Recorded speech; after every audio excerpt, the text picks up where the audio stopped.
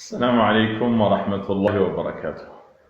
صبحكم الله بالخيرات والمسرات والأنوار والبركات إخواني أخواتي.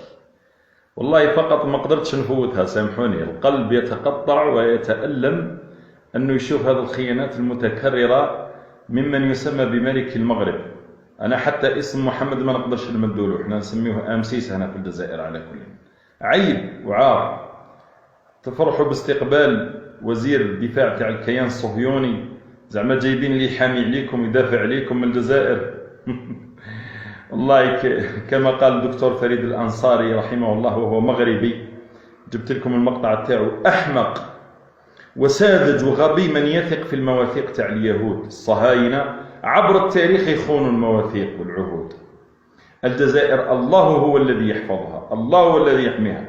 لو اجتمع علينا كل البشر لن يهزمونا ولن يغيروا مبادئنا في الدفاع عن القدس. السلام عليكم. من سماء اليهود أنهم نقاض للعهود، وأحمق اللي بقي يثيق في اليهود أنه يدير معهم شي عقدة ولا شي معاهدة ومازال يوفيوا بها أبدا. مازال المداد ما كيجف ديال المعاهدة حتى كيسبقوا للنقد، ودائما وحدة مورا وحدة، ومازالين هاد البلادة ديال العرب تابعينهم سبحان الله العظيم، ما عرفوا يوصلوا معاهم. شيء غريب جدا. القرآن الكريم أعطانا هذه حقائق يقينية لا تقبل النقد. قلت بحال قانون الجاذبية، سلام، يعني غادي في اتجاه ديال يعني معارضة قانون الجاذبية وطير في السماء. هذا معناته طير في السماء.